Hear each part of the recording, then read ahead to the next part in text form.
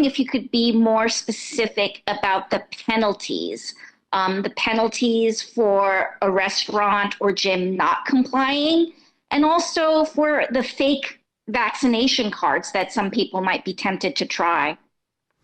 Yeah, really, really key questions. Elizabeth, so first of all, I'll start and Dr. Choksi and then Commissioner Jesse Tisch can add. On the falsification of a vaccination card, that's actually a serious offense, falsifying an official document. That literally could result in prison time as much as 7 years. So I want people to understand that is not something to play around with. We're in the middle of a pandemic. The vaccination card's a pretty sacred document to tell us who's vaccinated, who not. Don't even think about falsifying it because it could be very, very serious consequences if you do. As to the penalties, so again, our goal here, Elizabeth, is not to penalize restaurants and indoor entertainment, fitness, to educate for a month, get everyone clear about what they need to do, and just make sure people do it. If we get non-compliance after that much education and that much of a grace period, we won't hesitate to give penalties, but we certainly hope to not have to do that often. And our experience last year showed us that we didn't actually have to do too many penalties, luckily. Most people complied readily. But my understanding is that the typical situation, a first offense, for example, is $1,000. A second offense is $2,000. I think a third is $5,000. We'll get you all the details, but it's an escalator approach to make clear that people have to conform with the law. So 7 years for this if you try faking the sacred document. This is why we adapt, and I saw the mandate coming, but I did not see it getting this strict this fast. So guys, before I get into the list, we're being essentially forced into not doing it. Now, some people are going to argue, well, you're not being forced, you just can't do X, Y, and Z. And X, Y, and Z, guys, is a long list of shit we cannot do, which is, again, bullshit, because there are people who want to, party and stuff. Now, de Blasio said something interesting.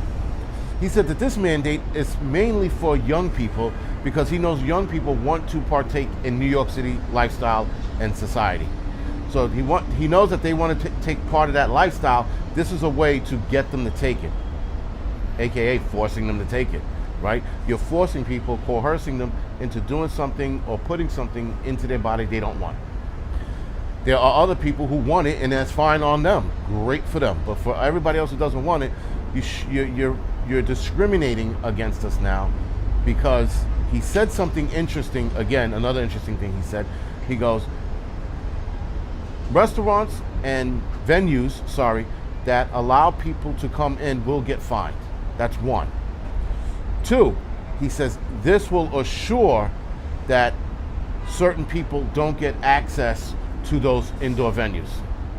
So he's already setting up speech for discrimination. He doesn't even realize it, or he doesn't care. Because he talked about discrimination 2-3 years ago when he was talking about how black people were being discriminated in the city, in various places in the city, and discriminated against the cops. The cops were discriminated against us black folks. This is according to him. But now he's setting up the same discriminatory lifestyle by telling us you can't enter here. Because guys, there is no fucking difference from a restaurant that says whites only. No difference than a restaurant that says vaxxed only or vaccinated only. There is no fucking different other than it's no longer color based, it's vaccine based or medical based, if you will. That is like saying, and no one did this, but if you had a sign in your door in the 80s and early 90s saying no AIDS patients allowed. Imagine if you would have said that. You're saying the same exact shit. You're saying no unvaccinated people allowed. Same like saying no colored people allowed. It's the same exact shit. And they're going to sit there and try to dissect how it's not, and it is. Because no matter how you look at it, it's discriminatory. But anyway, let me get to the list. I have to read this list because, guys, it went from being like this to being like long. So let me read this ridiculous list. All right, so The following types of establishment will require to ask for proof of vaccination for entry: movie theaters, live music and concert venues, museum and galleries, aquarium and zoos. Guys, zoos are outdoors. I know that they have some indoor sections, so maybe not go in there, but whatever. You can't go to zoos anymore. Professional sports stadium and arenas, convention centers. Now, I had a photography convention to go to next month. I called them up 2 days ago. They said that I can go in with a mask on, but now they're saying that I have to be vaccinated to go in a convention center. So I'm wondering if this photography convention changed their rules. Exhibition halls, performing art theaters, who cares? Bowling alleys, recreational game centers, arcades and billiards or pool halls, casino and adult entertainment, strip clubs, restaurant and bars, catering halls and event spaces, hotel banquet rooms, cabaret and nightclubs, cafeterias. Now this is the interesting one, guys. Grocery stores with indoor dining. Now, I shop at Fairway. Fairway has a small indoor dining section. I mean, tiny. And so does Whole Foods. Some Whole Foods stores. So now we can't go into there. Bakeries and coffee shops. All right, I'm not a hipster, so I can care less. Here's the interesting one. Fast food and quick service eateries with indoor dining. That means the Five Guys I go to, White Castles, and McDonald's. I hate my cheating shit. When I feel like I want to cheat on my meals, that's where I go to eat. Gyms, fitness centers, and fitness class venues. That's like those cycling classes.